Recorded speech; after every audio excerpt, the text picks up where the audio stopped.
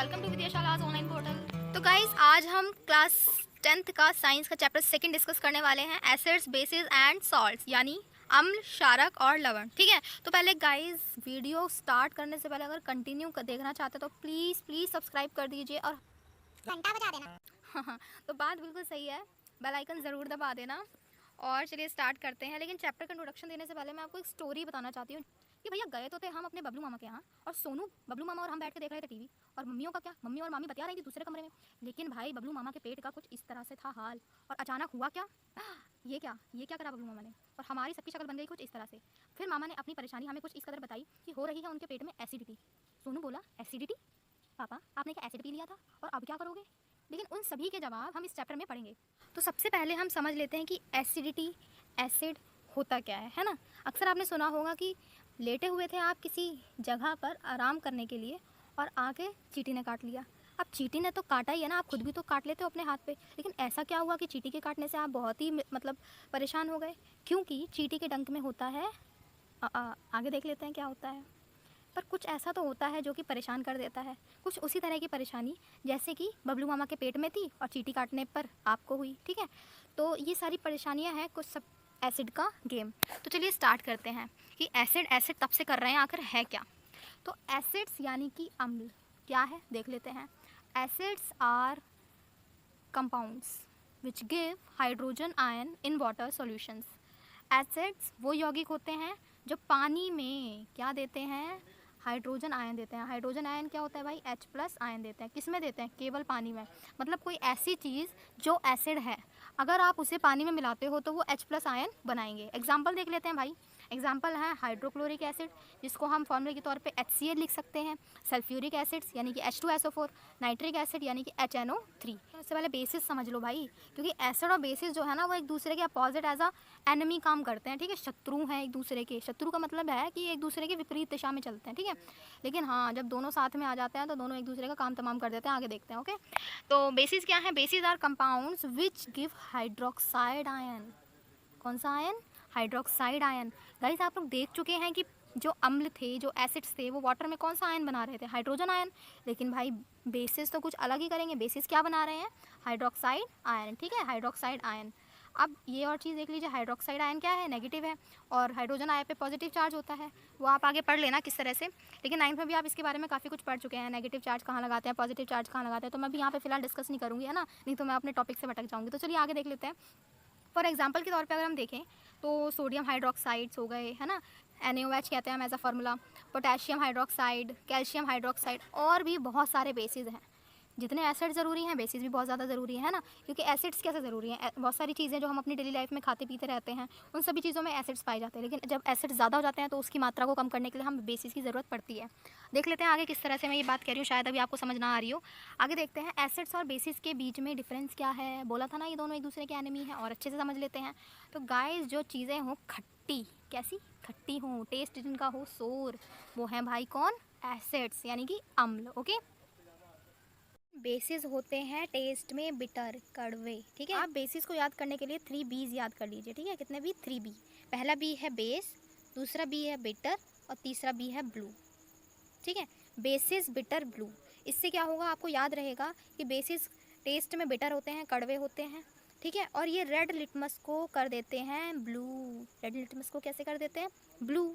लेकिन उसके अपोजिट देख लेते हैं, जो एसिड्स हैं वो ब्लू लिटमस को रेड कर देते हैं। इसको याद करने के लिए क्या करें, एक शॉर्ट ट्रिक देख लेते हैं। एसिड्स को हिंदी में बोलते हैं अम्ल, और आप नाम याद रख लीजिए अनिल, यानी कि जो नीला था वो अब अनिल यानी कि नीला नहीं रहा, तो वो क्या हो गया? रेड हो गया।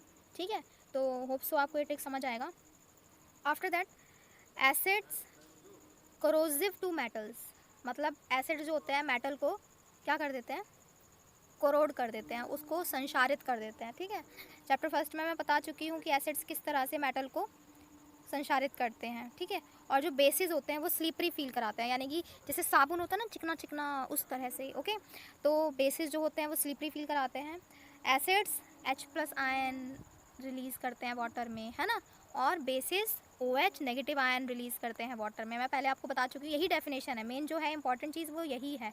और गाइस जो भी हम यहाँ पर बात कर रहे हैं इसमें मोस्टली फिजिकल कैरेक्टर्स की बात कर रहे हैं हम एसिड और बेसिस की, ठीक है। केमिकल कैरेक्टर्स क्या होंगे, केमिकल कैरेक्टर्स को हम आगे पढ़ेंगे कि किस तरह से एसिड किसके साथ क्या रिएक्शन करते हैं, वो सारी चीज़ें। अगला टॉपिक है acids react with bases in neutralisation. की एसिड्स को अगर न्यूट्रल करना है तो किसके साथ रिएक्ट करेंगे, बेस के साथ। लेकिन बेस किसके साथ रिएक्ट करेंगे, एसिड के साथ। तो आप यहाँ पर न्यूट्रलाइजेशन को हिंदी में उदासीनीकरण कहते हैं कि एसिड्स को न्यूट्रल करने के लिए, न्यूट्रल का मतलब होता है अब वो कुछ ना बचा, ना एसिड रहा ना बेस रहा, तो एसिड को आसान भाषा में ख़त्म करने के लिए बेस मिला दो तो नहीं, तो अब ना तो वो एसिड है ना ही बेस है, तो वो क्या है, न्यूट्रल है, उदासीन है, ठीक है, जिसका मतलब कोई नेचर नहीं है। एसिड और बेसिस क्या होते हैं, वो उस आइटम के एलिमेंट के नेचर होते हैं कि किस नेचर का है ये, तो हम बताएंगे ये एसिड नेचर का है, ये बेस नेचर का है, बेसिक है ये, ठीक है ना। और तो न्यूट्रल करने के लिए बेसिस को एसिड्स मिला दो तो वो रिएक्ट करके न्यूट्रलाइज हो जाएगा। एसिड्स जो हैं वो दो तरह से विभाजित किए हुए हैं, ठीक है। नेचुरल एसिड्स यानी कि प्राकृतिक अम्ल, वो वाले अम्ल होते हैं जो हमें प्रकृति से मिलते हैं, ठीक है। प्रकृति से मिलते हैं का कहने का मतलब क्या है, ऐसे तो जो खनिज हैं वो भी प्रकृति से ही मिल रहा है, लेकिन प्राकृतिक अम्लों में हम उन अम्लों को डालते हैं, उन एसिड्स को डालते हैं जैसे कि जो वेजिटेबल्स और फ्रूट्स में पाए जाते हैं, ठीक है। जैसे टमाटर में कुछ एसिड होता है, इमली में एसिड पाया जाता है, दही में एसिड पाया जाता है, ऐसे बहुत सारे एसिड्स हैं, ठीक है। मिनरल एसिड्स कौन से होते हैं, जो जिनमें मिनरल्स हों, जैसे मैंने अभी आपको बताया था हाइड्रोक्लोराइड अम्ल या एसिड, ठीक है। तो इसमें क्या है, क्लोरीन है जो कि एक मिनरल है, ठीक है, या फिर मैंने आपको बताया सल्फ्यूरिक एसिड जिसमें सल्फर पाया जाता है। तो ये सारे क्या है, इसमें मिनरल्स हैं, तो ये कौन से एसिड्स हुए, मिनरल एसिड्स यानी कि खनिज अम्ल हो गए। और जो भी खाने पीने वाली यानी कि जो भी फ्रूट्स हैं या वेजिटेबल्स हैं, वो सारी चीज़ें जिनमें भी एसिड पाया जाता है वो नेचुरल एसिड्स के तौर पे काम करता है, ठीक है। तो आई होप सो आपको क्लियर हो गया होगा। नेक्स्ट देख लेते हैं कि मैंने आपको बताया था ना कुन कुन चीज़ों में कौन कौन से एसिड होते हैं। तो एप्पल में कौन सा एसिड होता है, मैलिक एसिड्स होते हैं। लेमन में कौन सा एसिड होता है, साइट्रिक एसिड होता है। ग्रेप्स में टार्टरिक एसिड होता है। पोटैटो में ऑक्सैलिक एसिड होता है। वेनेगर जो सिरका आपके अचारों में डाला जाता है, एसिटिक एसिड होता है।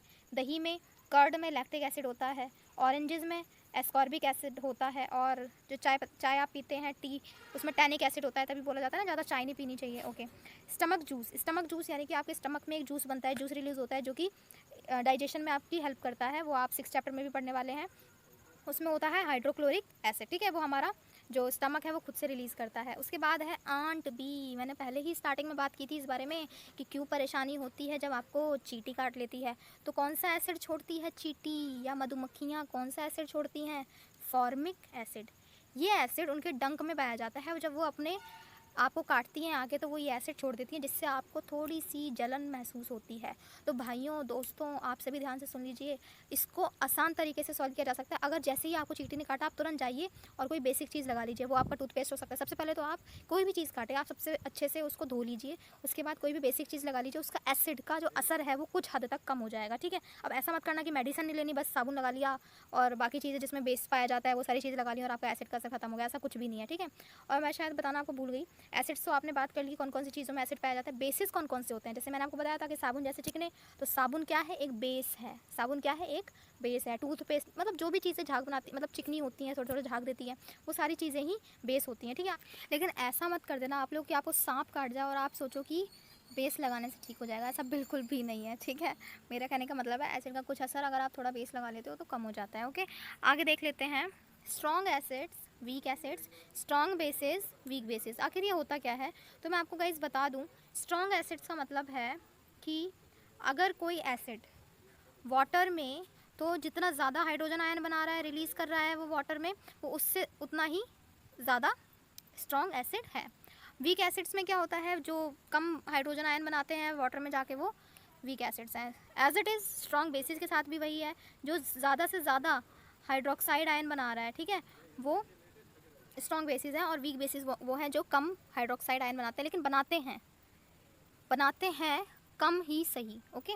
लेकिन बहुत ज़्यादा जो बना रहा है बेसिस में हाइड्रोक्साइड आयन या हाइड्रोजन आयन बना रहे हैं, तो वो स्ट्रॉन्ग एसिड्स या फिर स्ट्रॉन्ग बेस हो सकते हैं, ओके। कि स्ट्रॉन्ग एसिड्स जो हैं वो सारे होंगे, जैसे हाइड्रोक्लोरिक एसिड हो गया, सल्फ्यूरिक एसिड हो गया। लेकिन वीक एसिड्स क्या होते हैं, जितने भी हमने अभी पढ़े थे कुछ देर पहले, नेचुरल एसिड्स जो कि फ्रूट्स में, वेजिटेबल्स में या फिर अदर चीज़ों में पाए जाते हैं, जिनको हम खा सकते हैं, वो सारे ही वीक एसिड्स होते हैं, ठीक है। वो सारे ही वीक एसिड्स होंगे। लेकिन जिनको हमें छूने में जो हमारे लिए हार्मफुल हो, हमारी स्किन के लिए हार्मफुल हो, या जो भी मिनरल एसिड्स होते हैं, वो मोस्टली, सभी की बात नहीं कर रही हूँ मैं, मोस्टली वो स्ट्रॉन्ग एसिड्स ही होते हैं। ओके, कंसनट्रेटेड यानी कि सांद्र और डाइल्यूट यानी कि तनु। तो ये कौन क्या होते हैं? सॉल्यूशन होता है कंसनट्रेटेड सॉल्यूशन और डाइल्यूट सॉल्यूशन। तो कंसनट्रेशन के हिसाब से अगर हम देख लें तो कंसनट्रेटेड का मतलब होता है जिसमें, जैसे मैं बात करूँ अगर वाटर में आप एसिड डालते हो तो यहाँ पे वाटर कम होगा, वाटर जो है वो क्या होगा? कम होगा, लेकिन एसिड जो है वो बहुत ज़्यादा होगा। तो ये कंसनट्रेटेड सॉल्यूशन होगा जिसमें एसिड ज़्यादा हो और वाटर कम हो। आप देख सकते हैं जो ये रेड कलर की बॉल्स हैं ये एसिड है, तो यहाँ पे एसिड आपको ज़्यादा दिखाई दे रहा है, तो ये क्या है? कंसनट्रेटेड सॉल्यूशन है। लेकिन कंसनट्रेटेड में अगर आप और पानी मिला दो तो फिर क्या होगा? एसिड की जो बॉल्स हैं वो कम हो जाएंगी, कुछ इस तरह से हो जाएगा। तो ये सॉल्यूशन बन जाता है डाइल्यूट सॉल्यूशन, जिसमें होता क्या है कि वाटर जो है वो ज़्यादा हो और एसिड जो है वो कम हो। ठीक है, तो समझ गए होंगे सांद्र और तनु को। तो गाइस डाइल्यूट सॉल्यूशन बनाने के लिए हम कंसनट्रेटेड सॉल्यूशन को ही डाइल्यूट सॉल्यूशन बनाते हैं, है ना। हम वाटर ऐड कर देते हैं, तो वाटर जब ऐड करेंगे, आप एसिड ऐड नहीं कर रहे हो, तो जाहिर सी बात है एसिड कम हो जाएगा और वाटर बढ़ जाएगा, है ना। वाटर का जो अमाउंट है वो बढ़ जाएगा। लेकिन गाइस बहुत ही सावधानी बरतनी होगी आपको। ऐसे जब आप कंसनट्रेटेड को डाइल्यूट सॉल्यूशन बना रहे हो, मतलब सांद्र विलयन को तनु में बदल रहे हो, तो आपको ध्यान रखना है, पढ़ लेते हैं थोड़ा सा। ऑलवेज ऐड कंसनट्रेटेड एसिड या फिर बेस टू वाटर। हमेशा एसिड या बेस को वाटर में मिलाइए, not water to concentrated acid और बेस। तो आप यहाँ देख पा रहे हैं कि ये लिखा हुआ है एसिड, ठीक है। इस ग्लास में या फिर इस बिकर में क्या है? एसिड है, ठीक है, और आप इसमें डाल रहे हैं वाटर। लेकिन जैसे ही आप एसिड में पानी डालेंगे वहाँ पे होगा एक बहुत बड़ा ब्लास्ट, जो है वो आपके लिए गलत साबित हो सकता है, आप जल सकते हैं, आपके लिए हार्मफुल हो सकता है। ठीक है, तो करना क्या होता है, किस तरह से हम कंसनट्रेटेड को डाइल्यूट में कन्वर्ट करेंगे कि वाटर लेंगे आप ग्लास में, बिकर में, और आप एसिड को धीरे धीरे डालेंगे और उसको हिलाते रहेंगे किसी भी चीज़ से, जिससे वो मिक्सअप होता रहे। ठीक है, हीट जो है वो एब्जॉर्ब हो जाए, ताकि आपको ब्लास्टिंग जैसी कोई चीज़ ना फील करनी पाए, ताकि आपको कोई किसी भी तरह का हार्म ना पहुँचे। ओके, तो आगे देख लेते हैं इंडिकेटर्स यानी कि सूचक। अब इंडिकेटर होते क्या हैं भाई? पहचानोगे कैसे कि एसिड है या बेस है? कुछ तो पता चलना चाहिए ना। तो जो इंडिकेट करें हमें, इंडिकेटर होता है ना जैसे कार में, उसी तरह से एसिड है या बेस है जो आपको इंडिकेट करे, वो है इंडिकेटर, सूचक। तो substance which identify shows the acidic और basic behaviour of the other substance by change in colour are known as indicator. वो सभी सब्सटेंस जो कि एसिडिक या बेसिक बिहेवियर को बताएं, वो सब क्या है? इंडिकेटर हैं, जो कि कलर चेंज करके बताएंगे आपको। ठीक है, तो कौन कौन से इंडिकेटर्स होते हैं गाइज यहाँ पे देख लेते हैं। पहले है नेचुरल इंडिकेटर, है ना, यानी कि प्राकृतिक सूचक। प्राकृतिक सूचक वो होते हैं जो हमें प्रकृति से प्राप्त होते हैं। सिंथेटिक इंडिकेटर यानी कि संश्लेषित सूचक, जो कि हम बनाते हैं, उन सूचकों को हम बना रहे हैं, क्रिएट खुद से कर रहे हैं, ताकि हम पता लगा सकें वो एसिडिक है, चीज़ें एसिडिक हैं या फिर बेसिक है। ठीक है, अगला है ऑल्फैक्टरी इंडिकेटर यानी कि गंधीय सूचक। ऐसे सूचक होते हैं जो गंध परिवर्तन से, यानी कि स्मेल में, उसके ऑर्डर में अगर कुछ भी चेंज आता है तो वो बता देंगे हमें कि एसिडिक है या फिर बेसिक है। ठीक है, उसके बाद है यूनिवर्सल इंडिकेटर यानी कि वैश्विक सूचक।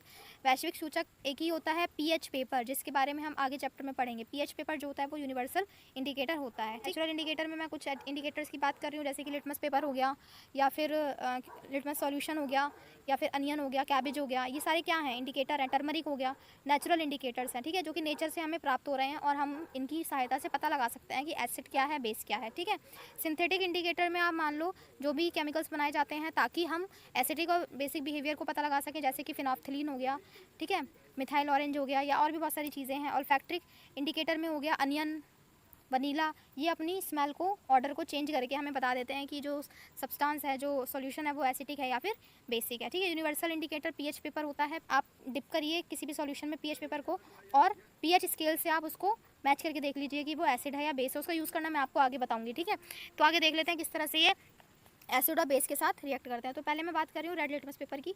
रेड लिटमस पेपर जैसे मैंने आपको बताया था, इसका ओरिजिनल कलर क्या होगा? रेड होगा। ठीक है, तो मैंने आपको बताया था कि रेड एसिड के साथ कोई रिएक्शन नहीं करता, red as it is red रहता है, क्योंकि मैंने अनिल वर्ड याद कराया था, आपको याद हो, जो नीला अब लाल हो गया है ना। तो रेड जो है वो एसिड के साथ कोई रिएक्ट नहीं करेगा, लेकिन बेस के साथ वो ब्लू हो जाता है। लेकिन ब्लू जो है वो इसका उल्टा है, एसिड के साथ रेड हो जाता है और ब्लू के साथ कोई भी चेंज नहीं, नो चेंज। ठीक है, टर्मरिक, हल्दी, अक्सर आपने देखा होगा कि अगर आपके कपड़ों में हल्दी गिरी है, आप साबुन लगा दोगे तो उसका कलर कैसा हो जाता है? रेड हो जाता है। ठीक है, या फिर जो चूना होता है, अक्सर घरों में जब त्यौहार होते हैं, टीका लगाया जाता है, तो चूने में थोड़ी सी हल्दी मिला दी जाती है, तो उसका कितना सुंदर सा कलर आ जाता है, जिससे कि घरों में टीका किया जाता है लोगों को। ठीक है, तो आप देख पा रहे हैं कि होता क्या है, रेडिश ब्राउन कलर आ जाता है। तो टर्मरिक जो है वो एसिड के साथ नो चेंज देती है, जो कि येलो कलर की होती है, लेकिन बेस के साथ वो रेडिश ब्राउन देती है। ये आपने घरों में भी काफ़ी देखा होगा। ठीक है, रेड कैबेज जूस होता है। रेड कैबेज जूस जो है वो रियल में जो ओरिजिनल कलर कलर है उसका पर्पल कलर होता है, लेकिन एसिड के साथ वो रेडिश हो जाता है, ठीक है। और बेसिक सॉल्यूशन में अगर आप डालोगे या फिर उसका परीक्षण करोगे तो वो ग्रीनिश येलो हो जाएगा, ठीक है। ग्रीनिश येलो जैसे नींबू का कलर होता है ना, लेमन का कलर होता है। Phenolphthalein is a synthetic indicator जो कि कलरलेस होता है। एसिड में डालोगे तो कलरलेस, लेकिन भाई बेस में जाकर ये पिंक कलर देता है ना। मिथाइल ऑरेंज कलर का होता है, लेकिन एसिड के साथ ये रेड हो जाता है, बेस के साथ येलो कलर ही देता है। अनियन जो है वो एसिड के साथ कोई भी स्मेल नहीं देता। अनियन और वनीला जो है वो ऑल्फैक्टरी इंडिकेटर है, ओके। तो अनियन जो है और वनीला दोनों ही एसिड के साथ कोई भी स्मेल नहीं देते, किसी भी तरह की, नो चेंज, लेकिन अनियन बेस के साथ वैनिश स्मेल देता है, और दोनों ही वैनिश स्मेल दे रहे हैं, आप देख रहे हैं जैसा कि यहाँ पे, ठीक है गाइस। अगर आप इंपॉर्टेंट टॉपिक्स में यहाँ पे देखें तो रेड लिटमस दोनों ही इंपॉर्टेंट है, आप दोनों को याद कर लीजिए। और फिर उसके बाद फिनोफ्थलीन और मिथाइल ऑरेंज बहुत ही ज़्यादा इंपॉर्टेंट है। टर्मरिक भी थोड़ी सी इंपॉर्टेंट है। बाकी रेड या बीच पे आप इतना फोकस ना भी कीजिए तो भी थोड़ा बहुत चल जाएगा, ठीक है। तो यहाँ पे देख पा रहे हैं आप कि फिनोफ्थलीन को आपको केवल बेस के साथ लर्न करके चलना है कि बेस के साथ ये पिंक कलर देता है, एसिड के साथ ये जैसा पहले था वैसे ही था। लेकिन मिथाइल ऑरेंज को लर्न करने का एक ही तरीका हो सकता है। यहाँ पे मिथाइल खुद ऑरेंज है तो ऑरेंज वर्ड इसमें आ रहा है, ऑरेंज एक फ्रूट होता है, तो उससे आप याद कर लीजिए एप्पल, ए से एप्पल, एप्पल होता है रेड, तो एसिड हो गया रेड, ठीक है। एप्पल रेड यानी कि एसिड रेड। बेस बी से है तो बी से आप बनाना याद रखिए, बनाना होता है येलो, तो बेस है येलो। आई होप आपको थोड़ा बहुत याद हो जाएगा ये, ओके। तो आगे देख लेते हैं हम reactions of acid and bases. मैंने आपको पहले ही कहा था, जो भी हमने डिफरेंसेस पढ़े हैं, डिस्टिंग्विश पढ़े थे बिटवीन एसिड एंड बेसिस, अम्ल क्षारक के बीच में जो अंतर पढ़े थे वो सारे ही जो थे वो फिजिकल कैरेक्टरिस्टिक्स थे, ठीक है। अब हम थोड़ा केमिकल कैरेक्टरिस्टिक्स की बात कर लेते हैं यहाँ पे। तो एसिड और बेस मेटल के साथ रिएक्ट करते हैं तो क्या, अच्छा गाइज मैं यहाँ पर एसिड को ए से डिनोट करूँगी और बेस को बी से डिनोट करते हुए चलूँगी, ठीक है। तो एसिड जब मेटल के साथ रिएक्ट कर रहे हैं और बेस मेटल के साथ रिएक्ट कर रहा है तो क्या बनाएंगे, है ना। तो दोनों ही सेम चीज़ बनाते हैं, ठीक है, दोनों ही सेम चीज़ बनाएंगे, सॉल्ट प्लस हाइड्रोजन गैस। तो यहाँ पे आप देख लीजिए कि एसिड के तौर पे मैं ले रही हूँ हाइड्रोक्लोराइड एसिड, और मेटल के तौर पे ले रही हूँ मैं यहाँ पे सोडियम, ठीक है। तो सोडियम हाइड्रोक्लोराइड एसिड के साथ जब रिएक्ट करेगा तो एक सॉल्ट बनाएगा NaCl, नाम तो सुना ही होगा, घर में खाते भी तो। लेकिन आप ये मत ध्यान रखने ना कि सॉल्ट का मतलब सिर्फ घर में खाने वाला नमक होता है। सॉल्ट कई तरह के होते हैं, ठीक है, कुछ न्यूट्रल होते हैं, कुछ एसिडिक भी होते हैं, कुछ बेसिक भी होते हैं, वो हम आगे चैप्टर में पढ़ेंगे, ठीक है। तो यहाँ पे क्या बना रहा है NaCl, क्योंकि ये वाला जो Cl था वो इस Na के साथ रिएक्ट कर गया और इसने NaCl बना लिया एक सॉल्ट, लेकिन ये हाइड्रोजन बच गया ना, ये वाला हाइड्रोजन, तो ये हाइड्रोजन गैस बन गई, ठीक है। इसके परीक्षण के लिए, टेस्टिंग के लिए भी तुम्हारे बुक में है, तो वो मैं आपको आगे बताती हूँ। फिलहाल पहले हम देख लेते हैं बेस के साथ, ठीक है। बेस के साथ मैं ले रही हूँ यहाँ पे NaOH, sodium hydroxide. Sodium hydroxide को मैं यहाँ पे जिंक के साथ रिएक्ट करा रही हूँ, जिंक भी एक मेटल है, ठीक है। तो ये रिएक्ट करके क्या बनाती है, सॉल्ट ही बनाएगी, है ना। तो क्या बनेगा Na2ZnO2, ठीक है। और ये जो हाइड्रोजन है ये क्या बन गया, प्लस में हाइड्रोजन गैस निकल गई, ओके। तो आई होप से आपको क्लियर होगा। तो फिर कुल मिला के एसिड या फिर बेस दोनों ही मेटल के साथ जब रिएक्ट करते हैं तो यहाँ पे क्या बनाएंगे, सॉल्ट बनाते हैं और हाइड्रोजन गैस बनाते हैं, ओके। मैं इस वाली रिएक्शन को कराना सबसे पहले चाहती हूँ, एसिड या बेस। मैंने आपको बताया जब एसिड और बेस साथ में रिएक्ट कर रहे हैं तो वो कौन सी रिएक्शन होगी, न्यूट्रलाइजेशन रिएक्शन, क्योंकि जो सब्सटेंस बनता है, जो हमें बाद में प्रोडक्ट मिलकर आता है, वो न्यूट्रल होगा, ठीक है। तो एसिड और बेस मिलकर क्या बनाएंगे, न्यूट्रलाइजेशन रिएक्शन बनाते हैं। तो न्यूट्रलाइजेशन रिएक्शन में बनता क्या है, सॉल्ट बनेगा और हाइड्रोजन वाटर बनेगा, सॉल्ट या फिर वाटर बनेगा, ठीक है। तो इसी तरह से आप यहाँ देख लीजिए एसिड प्लस मेटेलिक ऑक्साइड। तो मेटेलिक ऑक्साइड जो होते हैं वो होते हैं बेसिक इन नेचर। किस नेचर में होते हैं, ये बेसिक होते हैं, ठीक है। ये एसिड और बेसिक मिलकर क्या बनाते हैं, सॉल्ट बना रहे हैं या फिर वाटर बना रहे हैं। तो यहाँ पे ये भी क्या बनाएंगे, सॉल्ट एंड वाटर बनाएंगे, okay. Next reaction, base non metallic oxide के साथ रिएक्ट करते हैं तो क्या बनाते हैं। तो गाइज मैं आपको पहले बता दूं कि जो नॉन मेटेलिक ऑक्साइड्स हैं वो एसिडिक नेचर के होते हैं, ठीक है, एसिडिक नेचर के होते हैं। तो फिर ये भी तो कुछ इस तरह की रिएक्शन, तो फिर इसमें भी क्या बनेगा, सॉल्ट प्लस में वाटर बनेगा, है ना, वाटर। तो फिर ये भी उस तरह से है। आपने एग्जांपल के तौर पे कैल्शियम हाइड्रोक्साइड अगर आपने लिया और उसको कार्बन डाइऑक्साइड यहाँ पे क्या है, नॉन मेटेलिक ऑक्साइड है, कार्बन एक नॉन मेटल है, ऑक्साइड यानी कि कार्बन डाइऑक्साइड, और बेस जो है वो कैल्शियम हाइड्रोक्साइड की तरह आप यूज़ कर रहे हैं। मैं यहाँ पे बेस को लूँ CaOH2, ठीक है, और एज नॉन मेटेलिक ऑक्साइड्स के तौर पर मैं यहाँ पे लूँगी कार्बन डाइऑक्साइड, क्योंकि कार्बन एक नॉन मेटल है तो मैं यहाँ पे ले रही हूँ कार्बन डाइऑक्साइड। तो हमें क्या मिलेगा, हमें मिलेगा कैल्शियम कार्बोनेट, प्लस वाटर, ठीक है। तो यहाँ पे जो कैल्शियम कार्बोनेट है वो एज अ सॉल्ट वर्क कर रहा है और वाटर बन रहा है। तो हमने यहाँ पे भी क्या देखा कि अगर हम एक बेस प्लस में नॉन मेटेलिक ऑक्साइड ले रहे हैं तो हमें मिलेगा क्या, एक सॉल्ट और वाटर, ओके। अब इस रिएक्शन को आप अपने घरों में भी यूज़ करते होंगे, जैसे कि चूना लिया आपने, जो कि आप घरों में वाइट वॉश करवाते हैं ना, कैल्शियम ऑक्साइड चूना ले रहे हैं और उसमें आपने पानी मिला दिया, तो फिर वो क्या बन गया, वो बन गया कैल्शियम हाइड्रोक्साइड, है ना, कैल्शियम हाइड्रोक्साइड बन गया वो। अब कैल्शियम हाइड्रोक्साइड को जब आप पेंट कर देंगे, दीवारों पर चढ़ा देंगे, तो फिर क्या होगा, एटमॉस्फेयर में कार्बन डाइऑक्साइड तो होती है ना। तो आपको पता होगा वाइट वॉश करने के सूखने के बाद उसमें रंगत आती है ना, वो और ज़्यादा शाइनी तब होता है जब वो सूख जाता है। कैसे कैसे आती है वो रंगत, कार्बन डाइऑक्साइड जो है वो रिएक्ट करती है और कैल्शियम कार्बोनेट की परत जमा लेती है, जो आपकी वॉल्स पे चढ़ी होती है ना परत, मोटी सी पपड़ी, वो कैल्शियम, तो जो आपके परत चढ़ी होती है मोटी सी कैल्शियम कार्बोनेट की होती है, ठीक है, कैल्शियम कार्बोनेट की, और जो वाटर होता है वो इवेपोरेट होकर उड़ जाता है। तो इस तरह से वाइट वॉश की पूरी प्रक्रिया आपके घरों में की जाती है। कैल्शियम ऑक्साइड जो होता है, चूना होता है, फिर चूने में पानी डालो तो कैल्शियम ऑक्साइड बन जाता है, वो घोल जो आप पेंट करने के लिए रेडी हो रहते हो, फिर आप पेंट कर देते हो वॉल्स पे, तो फिर कार्बन डाइऑक्साइड की जो प्रेजेंस है एटमॉस्फेयर में ऑलरेडी, वो रिएक्ट कर लेती है कैल्शियम हाइड्रोक्साइड से।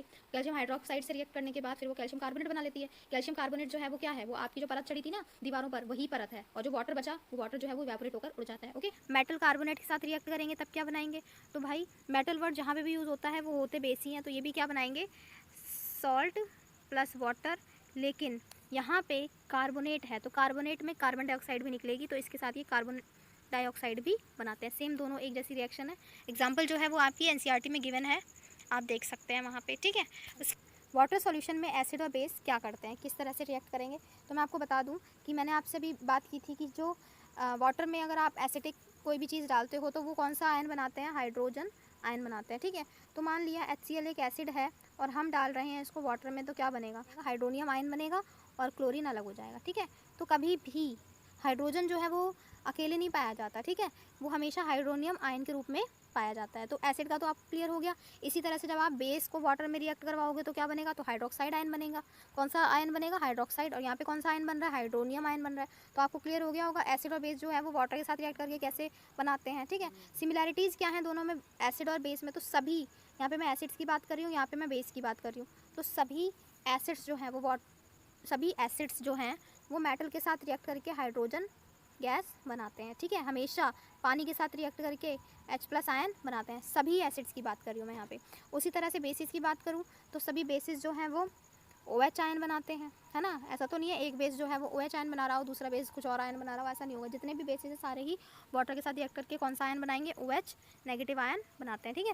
यहाँ पे आपको बात क्लियर हो गई होगी। इसके अलावा ये भी बेसिस जो है वो मेटल के साथ रिएक्ट करके हाइड्रोजन गैस ही बनाएंगे, लेकिन सभी मेटल्स बेसिस के साथ रिएक्ट नहीं करती हैं, ओके। सभी मेटल बेसिस के साथ रिएक्ट नहीं करती हैं। अब मैं आपको बता दूं कि हर बार मैं वीडियो में जो चैप्टर में आने वाले कीवर्ड्स हैं उनके बारे में बताती हूँ। तो सबसे पहले जो कीवर्ड है वो है न्यूट्रलाइजेशन रिएक्शन। न्यूट्रलाइजेशन रिएक्शन क्या होती है, reaction of acid with the base is called as neutralisation reaction. Acid और बेस की जो रिएक्शन है वो है यहाँ पे न्यूट्रलाइजेशन रिएक्शन, ठीक है। तो यहाँ पे मैंने आपको बताया, जैसे एक रिएक्शन यहाँ पे करवा रही हूँ मैं, हाइड्रोक्लोरिक एसिड और सोडियम हाइड्रोक्साइड की, ठीक है। तो क्या बनता है, सॉल्ट बनता है। क्यों, क्योंकि जो ये वाला Cl है वो Na के साथ रिएक्ट करके NaCl बना लेता है। अब ये OH और ये H मिलकर क्या बना लेंगे, वाटर बना लेंगे। ये थोड़ा प्रिंटिंग मिस्टेक, H2O, ठीक है। तो ये हो गया न्यूट्रलाइजेशन रिएक्शन। तो मैंने क्या बताया था अभी इससे पहले रिएक्शन की बात करी तो हमने बताया था ना, एसिड प्लस बेस मिलकर क्या बनाते हैं, न्यूट्रल सब्सटेंस बनाते हैं। तो वो क्या होगा, सॉल्ट हो सकता है, लेकिन सभी सॉल्ट न्यूट्रल भी नहीं होते हैं, ठीक है। आगे हम देखेंगे इस चैप्टर में। फिर है एल्कलीज। एल्कलीज क्या होते हैं गाइज, सभी बेसिस भी वाटर में सॉल्यूबल नहीं होते हैं। तो these are bases which are soluble in water. केवल वही बेसिस जो कि जल में घुलनशील हैं, वो क्षारक जो जल में घुलनशील हैं, जो पानी में घुल सकते हैं, वो सभी क्या है, एल्कलीज हैं, यानी कि क्षार हैं, ठीक है। क्षारक जो जल में घुल सकता है क्षार कहलाता है। एग्जाम्पल है sodium hydroxide, potassium hydroxide, calcium hydroxide, ये सारे क्या हैं, एल्कलीज हैं, ओके। में टेस्टिंग कैसे करेंगे कार्बन डाइऑक्साइड की, है ना, टेस्ट कर रहे हैं हम कार्बन डाइऑक्साइड की। तो मैं बता दूं, लाइम वाटर में से अगर आप लाइम वाटर में यानी कि चूने का पानी जो होता है, चूने का पानी, उसमें से अगर आप कार्बन डाइऑक्साइड को प्रभावित करते हैं, उसमें से गुजारेंगे, तो वो मिल्की हो जाएगा। कैसा हो जाएगा, मिल्की हो जाता है, जिससे आपको कार्बन डाइऑक्साइड को कैल्शियम हाइड्रोक्साइड चूने के पानी में से गुजारा गया है, ठीक है। कोई भी मेटल अगर एसिड के साथ रिएक्ट कर रही है तो आप हाइड्रोजन गैस पाते हैं, है ना, हाइड्रोजन गैस आपको मिलेगी। लेकिन उसकी टेस्टिंग के लिए यहाँ पे मैं बता दूँ कि मान लिया किसी परख नली में आपने, टेस्ट ट्यूब में आपने क्या किया, हाइड्रोक्लोरिक एसिड ले रखा है या कोई भी एसिड ले रखा है, ठीक है, आपने जिंक के कुछ दाने डाल दिए, तो कौन सी गैस बनेगी, हाइड्रोजन गैस बनेगी। हाइड्रोजन गैस जो है इस पाइप के सहारे लेकर आई है, और इस कंटेनर में मैंने रखा हुआ है सोप सॉल्यूशन, साबुन का विलयन रखा हुआ है। तो इसमें जब जैसे ही आएगा बुलबुले उठेंगे तो थोड़ी सी गैस निकलेगी। तो जो गैस निकलेगी, अगर आप माचिस की तीली जलाते हैं उसके आसपास, तो फिर वो क्या होगा, थोड़ा सा पॉप साउंड देगी, या फिर कैंडल लेकर आते हैं तो पॉप साउंड देगी। तो जो ये पॉप की साउंड है वो यहाँ पर पता चल रहा है कि हाइड्रोजन गैस यहाँ पे प्रेजेंट है, ठीक है। तो मैंने आपको यहाँ पे बता दिया कि हाइड्रोजन गैस की टेस्टिंग कैसे करोगे आप, कार्बन डाइऑक्साइड की टेस्टिंग कैसे करोगे। कार्बन डाइऑक्साइड की जो टेस्टिंग थी वो आपने कैसे करा था कि लाइम वाटर में आपने उसको गुजारा था, तो वो मिल्की कलर का हो गया था। और यहाँ पे हाइड्रोजन गैस की टेस्टिंग के लिए आपने जो भी रिएक्शन किया, उसके बाद एक्सपेरिमेंट के रिजल्ट में पॉप साउंड आया। ये पॉप साउंड जो है वो इंडिकेट करता है कि यहाँ इस सॉल्यूशन में हाइड्रोजन गैस आई हुई है। Okay, so guys, thank you so much इस वीडियो को देखने के लिए। अगर आपको वीडियो पसंद आया है तो प्लीज़ लाइक कीजिए, अपने फ्रेंड्स को शेयर कीजिए, और हाँ, अगर कुछ पूछना चाहते हैं या फिर बताना चाहते हैं तो कमेंट ज़रूर कर देना।